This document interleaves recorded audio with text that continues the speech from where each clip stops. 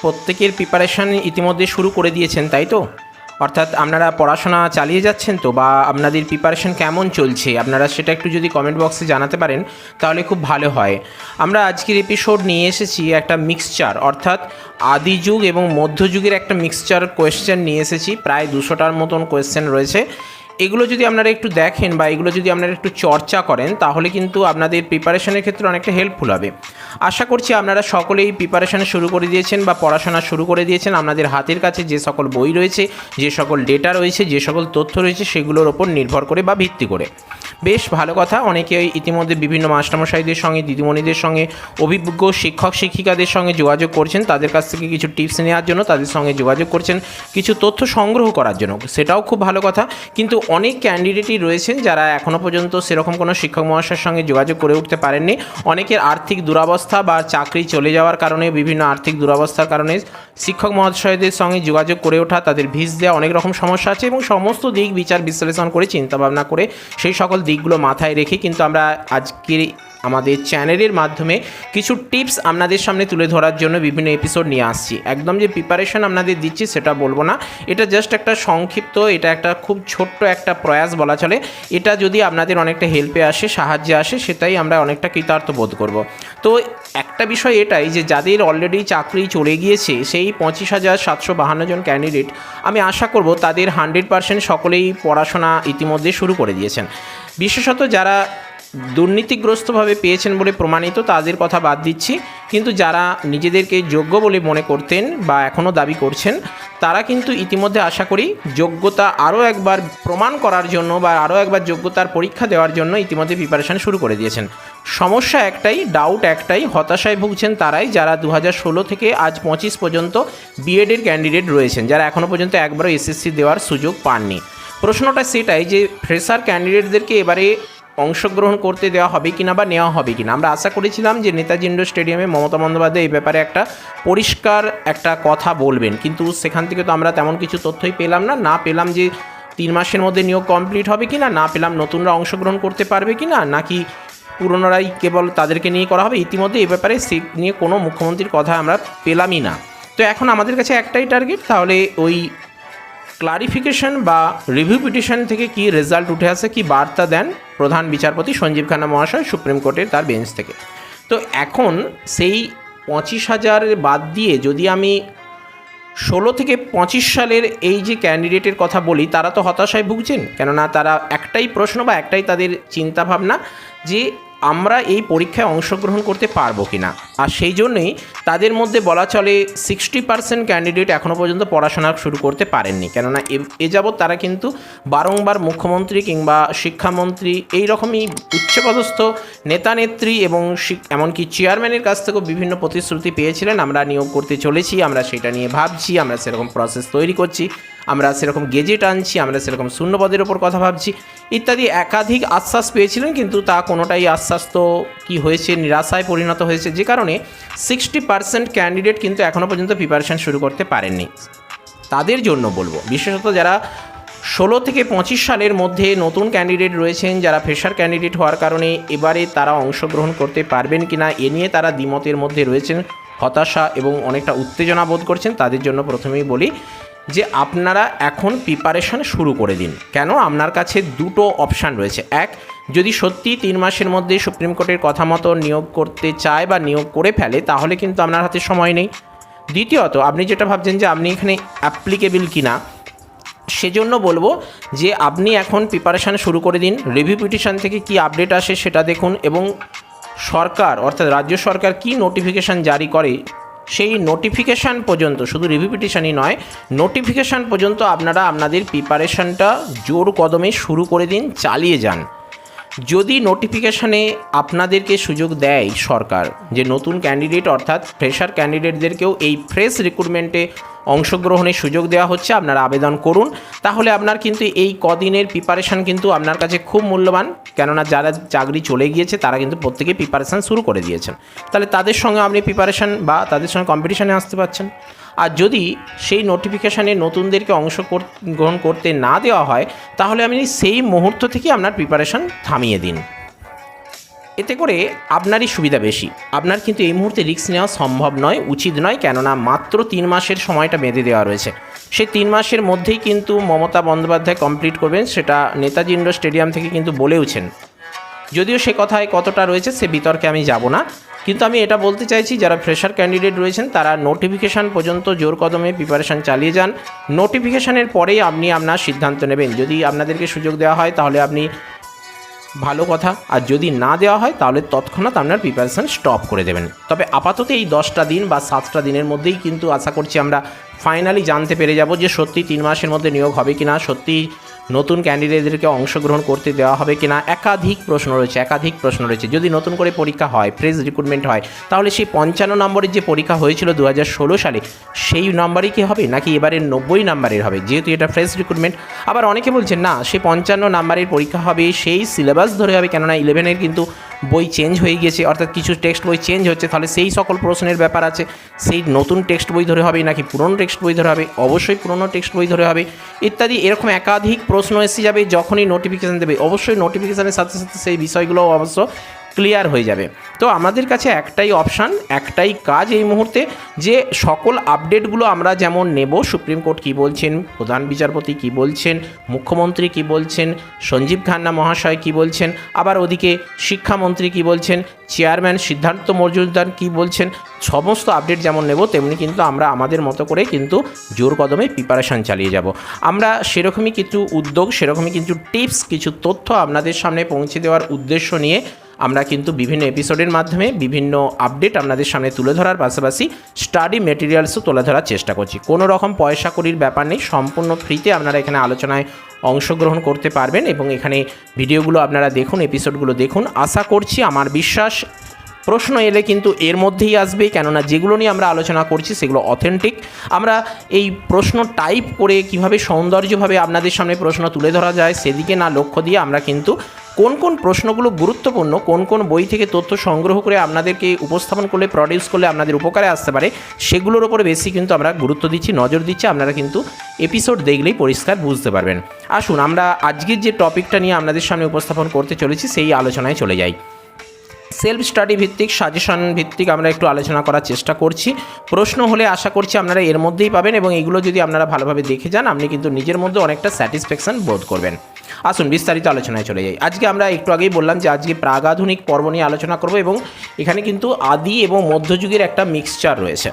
একদম to the point উত্তর রয়েছে, কোনো রকম এখানে যে অপশান দেওয়া রয়েছে সেগুলো থেকে নয়। আপনি একদম সরাসরি প্রশ্ন পড়বেন, সরাসরি উত্তর, কেননা ওখানে তো এমসিকিউ প্রশ্ন, কোনো রকম এসিকিউর ব্যাপার যেহেতু নেই। আমরা আগেও বলেছিলাম যে প্র্যাকটিস সেট কিছু নিয়ে আসবো, তথ্যমূলক নিয়ে আসবো, যেগুলো আপনাদের এই মুহূর্তে পড়তে হবে সেরকমই কিন্তু নিয়ে এসেছি। দেখুন, প্রথমেই 1 নম্বরে যেটা রয়েছে, মহামহোপাধ্যায় হরপ্রসাদ শাস্ত্রী আবিষ্কৃত গ্রন্থটির নাম কি? উত্তর চর্য বিনিশ্চয়। সেখানে অনেকগুলো অপশান থাকবে, তার মধ্যে যদি আপনি এটা পান এটা উত্তর দেবেন। আবার দেখুন পরেরটাতেই বলা হয়েছে চর্যার গ্রন্থটির প্রকৃত নাম কি? চর্যা গীতিকোষ। আমরা বলেছিলাম যে যদি অপশানের মধ্যে চর্যা গীতিকোষ বৃত্তি থাকে তাহলে কিন্তু সেটাতেই আপনি অ্যান্সার করবেন। চর্যা গীতিকোষ রয়েছে, চর্য বিনিশ্চয় রয়েছে, এই সকল ব্যাপারগুলো কিন্তু নয়। যদিও এখানে কি বলা হয়েছে যে মহামহোপাধ্যায় হরপ্রসাদ শাস্ত্রীর মতে যদি বলে দেয় তখন কিন্তু সেটা আপনাকে খেয়াল করতে হবে, নাহলে এক কথায় কিন্তু চর্যা গীতিকোষ বৃত্তি প্রথমে। চর্যার গানগুলি কোন ভাষায় লেখা হয়েছিল? প্রত্ন বাংলা, যার অপর নাম প্রাচীন বাংলা। আমরা কিন্তু দেখুন লেডে করে পাশে লিখে রেখেছি, আপনাদের বুঝতে সুবিধা হবে, আপনারা পড়লেও এইভাবেই পড়বেন। আপনারা যদি পারেন এর সঙ্গে আরও তথ্য অ্যাড করতে তাহলে কিন্তু অ্যাড করুন এবং ডেসক্রিপশন বক্সে দেওয়া লিঙ্কে ক্লিক করে টেলিগ্রামে যুক্ত হয়ে যান এবং সেখান থেকে কিন্তু এগুলো পিডিএফ আকারেও সংগ্রহ করতে পারবেন। আমি যথাযথ সময় বা নির্দিষ্ট সময়ের মধ্যেই সেই পিডিএফগুলো সেখানে আমরা দিয়ে দেবো বা অ্যাভেলেবেল করে দেবো। মুনিদত্তের টিকার নাম কি? নির্মলগিরা টিকা, যা সংস্কৃত ভাষায় রচিত হয়েছে। মুনিদত্তের গ্রন্থটির তিব্বতী অনুবাদক কে? উত্তর হবে কীর্তিচন্দ্র। আবিষ্কার কে করেন? প্রবোধচন্দ্র বাগচি। মুনিদত্তের গ্রন্থে কতজন কবির নাম পাওয়া যায়? উত্তর হবে 23 জন। কতজন কবি চর্যার ওপর টিকা লেখা হয়েছিল? 24 জন। নগর বাহিরি ডম্বি তোহারি কুরিয়া, কার পদ? কান্নপাদের। খুব গুরুত্বপূর্ণ। যে আইলা তেতে গেলা, কে লিখেছিলেন, মানে কার পদ? কান্নপাদের। হাউ নিবাসী খমন ভাতারি, কার লেখা? কুক্কুরিপাদের। এবং সেই সঙ্গে কুক্কুরিপাদের আরও দুটো পদ রয়েছে, রুখের তেন্তুলি কুম্ভীরে খা অ, দিবসই বহুরি করাই ডরে ভা অ, রাতি ভাইলে কামরু যা অ। এই তিনটে মোটামুটি মনে রাখলেই আপাতত কুকুরিপাদের মধ্যে পেয়ে যাবেন। কুকুরিপাদ থেকে যদি আসে এই তিনটে পদের মধ্যে থেকেই আসবে। সদ্গুরু বহে করিহস্য নিশ্চল কার রচিত? ভূসুকুপাদের। এরি এউ ছান্দক বান্ধ করণক পাটের আশ, কে লিখেছেন? লুই পাদ অর্থাৎ আদি পদকর্তা। আপনা মাসে হরিণা বৈরী, রচয়িতাকে ভূসুকুপাদ। আমি কিন্তু বলেছিলাম ভূসুকুপাদ নিজেকে মানে হিন্দু বলে দাবি করেছেন, ইত্যাদি ইত্যাদি ব্যাপার রয়েছে। খুনটি উপারি মেলিলি কচ্ছ, কার পাদ? কম্বলাম্বর পাদ। ব্যঙ্গ সংসারে বঢিল যায়, কার? ঢেন্ডনপাদির। আবার সেই সঙ্গে ঢেন্ডনপাদির আরও কয়েকটা পদ মনে রাখতে হবে, কেননা এর বেশ কয়েকটা পদ মনে রাখলেই চলবে, এবং যেগুলো মনে রাখতে হবে সেগুলো আমরা এখানে লিখে রেখেছি। ঢেন্ডনপাদির রয়েছে টালত মোর ঘর নাহি পরবেশী, হাঁড়িত ভাত নাই নীতি আবেশী। আবার বলদ বিয়ালো গভিয়া ঝাঁঝে, দুহিল দুদুকি বেন্টে সামাও, এই কটা মনে রাখলেই চলবে। শ্রীকৃষ্ণ কীর্তন থেকে কিছু রয়েছে। শ্রীকৃষ্ণ কীর্তনের ভূমিকা কে লেখেন? রামেন্দ্র সুন্দর ত্রিবেদী। জীবন মৈত্রীর কাব্যে বেহুলার নাম বদলে কি রাখা হয়েছিল? বেললি রাখা হয়েছিল। এগুলো কিন্তু মনে রাখতে হবে। পরবর্তী পেজে যেমন রয়েছে দেখুন, তন্ত্রবিভূতির কাব্যে মনসার অন্য নাম কী ছিল? ব্রহ্মাণী তোতল। আমরা দেখুন দাগ দিয়ে রেখেছি, 18 দাগ আছে, 19 দাগ আছে, 20 দাগ আছে। এই যে দাগ দিয়ে রেখেছি না, এগুলো বেশি গুরুত্বপূর্ণ। আমরা এগুলো আপনাদের সামনে আনার আগে ভালোভাবে রিডিং দিয়েছি, দেখেছি প্রশ্নগুলো যে গুরুত্বপূর্ণ, সেগুলো দাগ দিয়েছি, পাশে এগুলো লেডে করে উল্লেখ করে দিয়েছি, যাতে এগুলো বোঝার সুবিধার্থে বা এগুলো মনে রাখার সুবিধার্থে বা গুরুত্বপূর্ণ তথ্য হলো সেগুলো আমরা লেডে লিখেও দিয়েছি। আপনাদের পড়ার ক্ষেত্রে না অনেকটা হেল্পফুল হবে। অবশ্যই আপনারা চ্যানেলটাকে সাবস্ক্রাইব করে রাখুন। আশা করছি আপনারা অনেক অনেক উপকৃত হতে পারবেন, কেননা ইতিমধ্যে কিন্তু অনেকেই পয়সা নিয়ে কিন্তু আপনাদের তথ্য দিচ্ছে, যেটা কিন্তু আপনাদের ক্ষেত্রে অনেকটা বাধাদায়ক হবে। সেক্ষেত্রে আমরা কিন্তু বিনা পয়সায় আপনাদের দিচ্ছি। এক্ষেত্রে জাস্ট আপনারা লাইক দেবেন, সাবস্ক্রাইব করবেন, ব্যাস এটুকুই।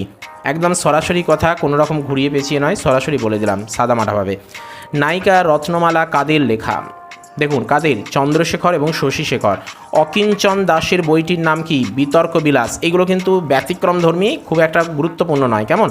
সে কারণে দাগ দিইনি বিশেষত। কিন্তু দেখুন 23 নম্বরে যেটা রয়েছে দাগ দিয়েছি আমরা ওই জন্য। রাধামোহন ঠাকুর সংকলিত পদসংকলন গ্রন্থটির নাম কি? পদামৃত সমুদ্র। আপনারা নিজেরাও বুঝতে পারছেন, কেননা আপনারা অনেকেই প্রিপারেশান ইতিমধ্যে বারংবার নিয়েছেন, চাকরি করেছেন, আপনারা বুঝতে পারছেন যে এই প্রশ্নগুলো সত্যি গুরুত্বপূর্ণ, কিন্তু আপনাদের হাতের কাছে ছিল না বা মনে রাখাটা হয়ে ওঠে না। নরসিংহ চক্রবর্তী কোন কোন বই লিখেছিলেন? ভক্তি রত্নাকর, নরোত্তম বিলাস এবং শ্রীনিবাস চরিত্র।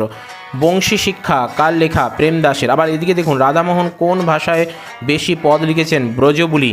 আর এই 27 নম্বরটা একটু গুরুত্বপূর্ণ। দেখুন গীত চন্দ্রোদয় গৌরচরিত চিন্তামণি কার লেখা?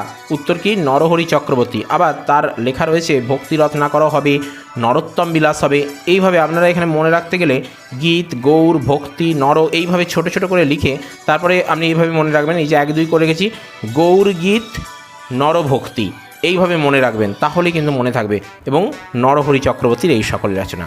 বিদ্যাসুন্দরের প্রথম কবি কে ছিলেন? দ্বিজ শ্রীধর। পদকল্পতরুতে কত পদ রয়েছে?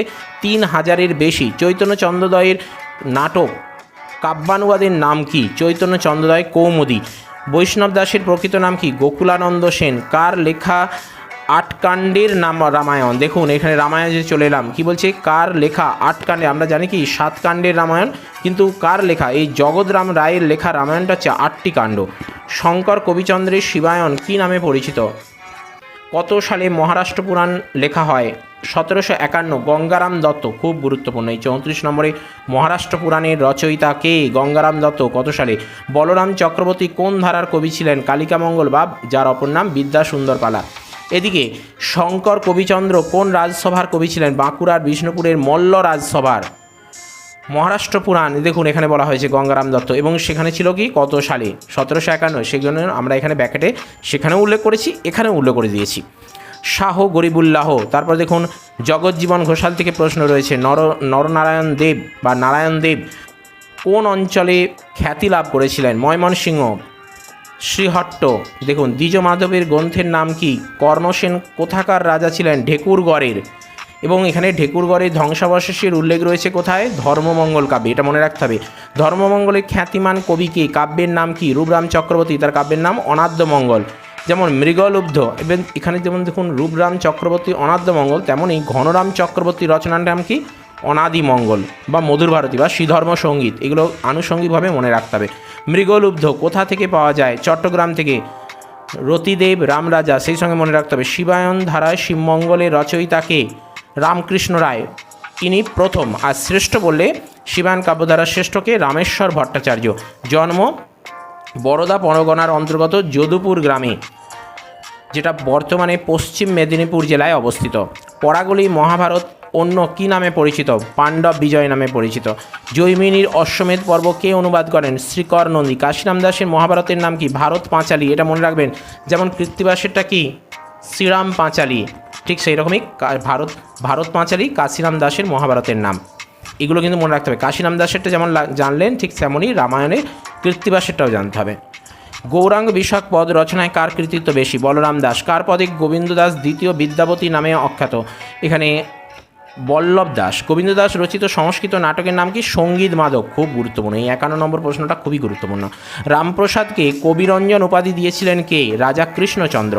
আর এদিকে কমলাকান্তের প্রখ্যাত শিষ্য কে ছিলেন? বর্ধমান রাজ তেজসচন্দ্র মহতাব।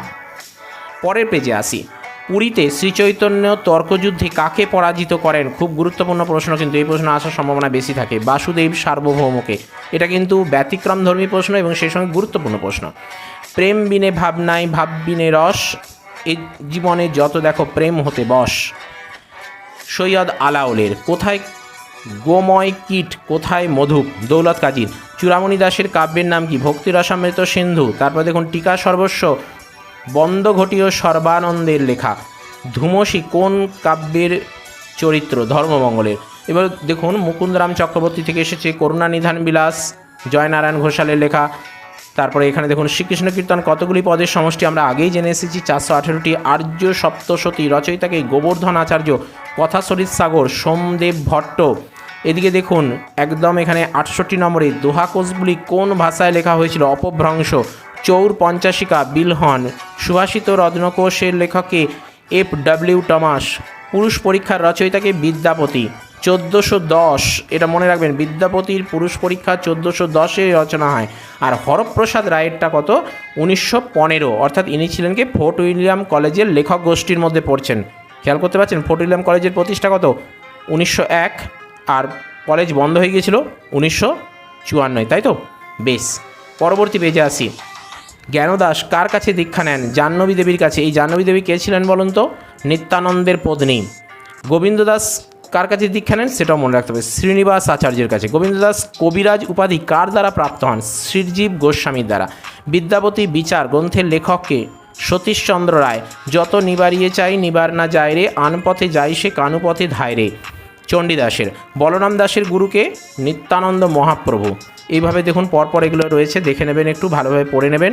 একদম এগুলো এই 200টা প্রশ্ন রয়েছে, এগুলো আপনারা এক কথায় বলা চলে ডেটাবেস প্রশ্ন মুখস্থ করুন। এই মুহূর্তে মুখস্থ করুন, প্র্যাকটিস করুন, বারবার রিডিং দিন, এটাই হচ্ছে কাজ। আমরা পরবর্তী নেক্সট এপিসোড আস্তে আস্তে কিন্তু আপনারা এই 200টা প্রশ্ন কিন্তু কমপ্লিট করে নেবেন, কেমন? কি কহিবরে সখী আনন্দ ওর, ভাবোল্লাস। তারপরে দেখুন গঙ্গা বাক্যাবলী কার লেখা? বিদ্যাপতি। তীর্থ মহিমা বিষয়ক, খুব গুরুত্বপূর্ণ, এই যে গঙ্গা বাক্যাবলী তীর্থ মহিমা বিষয়ক এবং দান বাক্যাবলী। এবার আবার দেখুন বিদ্যাপতির একটা রয়েছে মানে দুর্গা ভক্তি তরঙ্গিনী। এখানে বলা হয়েছে কি গঙ্গা বাক্যাবলী কী ধরনের বই বা কী বিষয়ক বই? না, তীর্থ মহিমা। আবার যদি বলা হয় যে বিদ্যাপতির দুর্গা ভক্তি তরঙ্গিনী, সেটা কী বিষয়ক? না, সেটা হচ্ছে দুর্গা পুজোর রীতিনীতি ওখানে লেখা রয়েছে, দুর্গা পুজোর পদ্ধতি ওখানে বলা হয়েছে। এগুলো একটু মনে রাখতে হবে, কেমন? বা এগুলো একটু খেয়াল রাখতে হবে, তাহলেই চলবে। প্রশ্ন কিন্তু এইরকমই আসবে, গঙ্গা বাক্যাবলী কী বিষয়ক রচনা। বেশ, বিদ্যাপতির অবাঙালিত্ব কে প্রথম প্রতিষ্ঠা করেন? কবে, কোথায়? দেখুন এখানে রয়েছে। আমরা জানি যে বিদ্যাপতি বাঙালি নন, বাংলা ভাষায় একটি পদ রচনা করেননি, অথচ বাঙালির কাছে তিনি চিরসমাদৃত। আবার অপরদিকে তারপরেই যার নাম আনতে হয় তিনি হলেন চণ্ডীদাস, তিনি বাংলা ভাষায় পদ রচনা করেছেন। বিষয়টা খেয়াল করতে পারছেন? মরণ রে তুহু মম শ্যাম সমান, রবীন্দ্রনাথের। তারপরে দেখুন বৃত্ত রত্নাকর কার? কেদার ভট্ট, ততটা গুরুত্বপূর্ণ নয়। 4 জন গোবিন্দ দাসের সন্ধান মিলেছেন, কতজনের মিলেছে? 4 জনের, খুব একটা গুরুত্বপূর্ণ নয়, কিন্তু মনে রাখতে হবে। যাহা যাহা নিকষয় তনু জ্যোতি, এটা গুরুত্বপূর্ণ, পূর্বরাগ পর্যায়ের। এখানে পরপর রয়েছে, একটু কম গুরুত্বপূর্ণও রয়েছে, কিন্তু ব্যতিক্রমধ্বনি কম্পিটিশনের ক্ষেত্রে নিয়ে চলে আসতেই পারে। বহুদিন পরে বধুয়া এলে দেখা না হইতে পরাণ গেলে, এখানে কি রয়েছে? চণ্ডীদাস এবং ভাবোল্লাস পর্যায়ের। বেশ, পরবর্তী পেজে চলুন। এখানে রয়েছে ক্ষণে ক্ষণে নয়ন কোনো অনুসরঙ্গই, এই যে ব্যাপারগুলো বয়ঃসন্ধি পর্যায়, এগুলো একটু দেখে নেবেন। বৈষ্ণব তোষিনী, সনাতন গোস্বামী, রিপিট কোয়েশ্চেন এসেছে। বিদ্যাপতি পূর্ব একজন বৈষ্ণব পদকর্তার নাম কি? যশোরাজ খান। এখানে দেখুন পদরচনাবলী গ্রন্থ সংগ্রহ। তারপরে দেখুন ক্ষেত্রীয় বৈষ্ণব মহাসম্মেলনের আয়োজক কে ছিলেন? নরোত্তম দাস। এবং নিত্যানন্দের পত্নী জাহ্নবী দেবীও কিন্তু এখানে মনে রাখতে হবে। সখী কি পুছসী অনুভবময় কবি বল্লভ, কি মোহিনী জানো বধূ, কি মোহিনী জানো আক্ষেপ অনুরাগের। এবং দেখুন যাহা পহু অরুণ চরণ চলি যাত, তাহা তাহা বিজুরি হইয়ে হজুগাত। পরের লাইন যেটা, এটা কার? গোবিন্দ দাসের। শুনু ভেল মন্দির, শুনু ভেল নগরী, শুনু ভেল 10 দিস, শুনু ভেল সগরী। কার? বিদ্যাপতির। এই 99 নম্বর প্রশ্নটা আমি বলছি। যেমন দেখুন 100 নম্বরে যেটা রয়েছে, এমন কঠিন নারীর পরাণ বাহির নাহিক হয়। যেমন দেখুন এখানে রয়েছে সঙ্গীত দামোদর, কার লেখা? দামোদর সেনের। এই যে গোবিন্দ দাসের দীক্ষাগুরু কে ছিলেন? শ্রীনিবাস আচার্য। এখানে আমি কিন্তু ওই জন্য লিখে রেখেছি জ্ঞান দাসেরটাও। কার কাছে দীক্ষা নিয়েছিলেন? জাহ্নবী দেবী। আসলে গোবিন্দ দাস পড়তে পড়তে আপনার মনে হবে তাহলে জ্ঞান দাসের কে, এটা যদি পাশে লেখা থাকে বুঝতে সুবিধা হয়। কতজন বলরামকে ঘিরে বলরাম সমস্যা সৃষ্টি হয়েছে? আমরা জানি চণ্ডীদাস সমস্যা পড়েছি, গোবিন্দ দাস সমস্যা দেখেছি, এখানে দেখুন বলরাম দাস আছে। চণ্ডীদাসের ক্ষেত্রে আমরা দেখেছি 4 জন, গোবিন্দ দাসের ক্ষেত্রে দেখেছি 4 জন, এখানে দেখুন বলরাম দাস সমস্যা সৃষ্টি হয়েছে 15 জনকে নিয়ে। আবার ঠিক একইভাবে দেখুন 15 নম্বরটা গুরুত্বপূর্ণ। 105 নম্বরে যেটা রয়েছে, সুভাষিত রত্নকোষ এর গোবিন্দ বচনের সমুচ্চয় কে নামটা দেন? হরপ্রসাদ শাস্ত্রী, যিনি চর্যাপদের সঙ্গে যুক্ত আছেন। ন্যায় কন্দলী শ্রীধর ভট্টের। এইভাবে একটু দেখে নেবেন কেমন। 108 নম্বর প্রশ্নটা একটু দেখুন, দায়ভাগ কে রচনা করেন? জিমৃত বাহন। তারপরে দেখুন নীতি বর্মার লেখা বইটির নাম কি? কীচকবধ। মানে এভাবে পড়বেন, কীচকবধ নীতি বর্মা, কীচকবধ নীতি বর্মা। খেমিশ্বর চণ্ড কৌশিক, খণ্ডন খণ্ড খাদ্য কার রচনা? দেখুন বেশ আনন্দদায়ক একটা রচনা, শ্রীহট্টের। এইভাবে পরপর দেখবেন কেমন। যেমন পুলিশ পাতন শব্দ ঝঞ্ঝন পবন খরতর বগলই রায়শেখরে।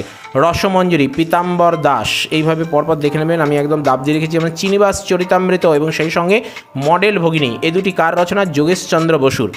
মডেল ভগিনী চিনিমাস চরিতামৃত কার রচনা? যোগেশচন্দ্র বসুর। শ্রীকৃষ্ণ প্রেম তরঙ্গিনী রঘুনাথ ভাগবতাচার্যের।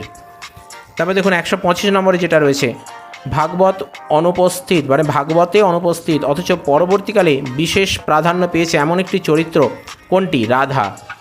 মুরারি গুপ্তের কাব্যের নাম কি? শ্রীকৃষ্ণ চৈতন্য চরিতামৃতম। বেশ। লোচন দাসের দীক্ষাগুরু কে ছিলেন? নরহরি সরকার। চ্যাংমুড়ি শব্দটির উৎস কি? আমরা জানি যে সেই মনসামঙ্গলের সেই চ্যাংমুড়ি শব্দটার কথা বলা হচ্ছে। কে কাকে বলেছেন বলুন তো? আপনারা সকলেই জানেন, আপনারা বরং কমেন্ট করে জানান। পারবেন আপনারা? কে কাকে চ্যাংমুড়ি কানি বলে গালি দিয়েছিলেন বলা চলে। বেশ। উৎসটা কি না? চেম্বুর। এটি একটি তেলেগু ভাষার শব্দ। বেশ। নাটক চন্দ্রিকা কার? শিরূপ গোস্বামীর।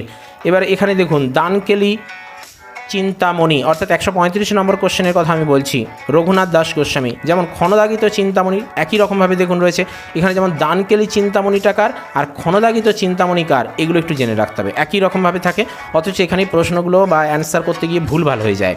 আবার দেখুন বৃন্দাবন দাসের জন্মস্থান কোথা? বর্ধমান জেলার দেনুর। আবার অনেকে বলেন যে নাদুরা, কেউ বলেন বান্দুরা, এইরকম থাকে। আর বেশ, এবারে যদিও এটা ক্ষেমানন্দের।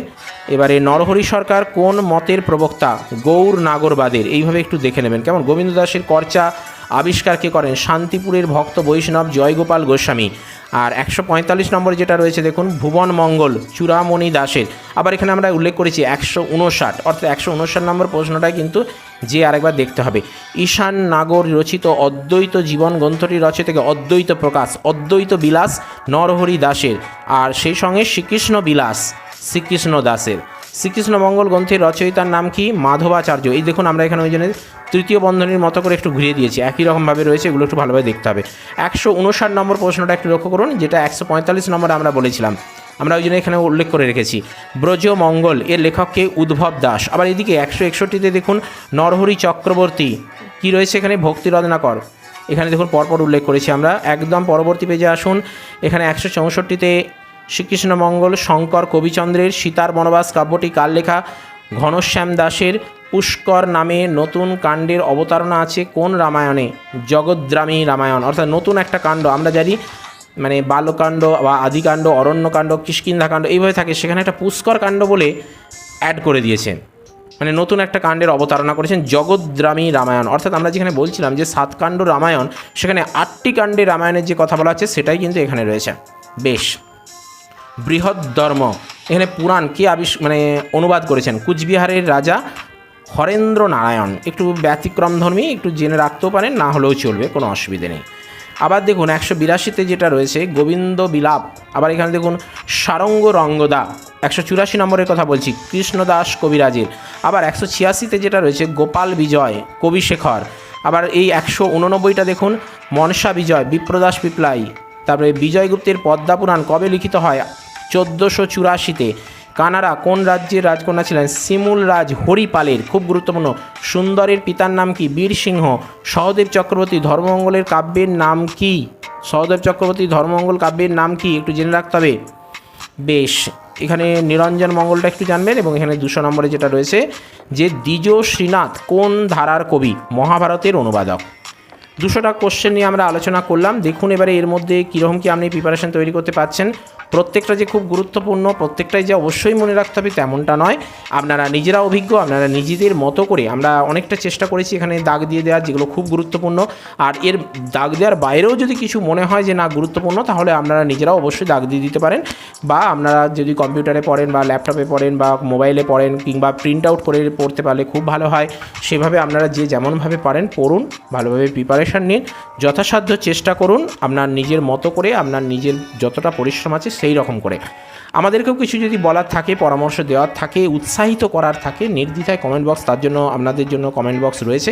কমেন্ট বক্সে কমেন্ট করুন এবং সেই সঙ্গে সাবস্ক্রাইব করতে ভুলবেন না। সাবস্ক্রাইব এবং লাইকের পাশাপাশি কিন্তু আমাদেরকে উৎসাহিত করতে পারলে আমরাও অনেকটা এপিসোড আনার প্রতি উৎসাহ বোধ করতে পারি এবং আপনাদের জন্য অনেকটা প্রিপারেশান বা আপনাদের কতটা হেল্প করা যায় সেদিকটাও অনেকটা খেয়াল রাখতে পারি।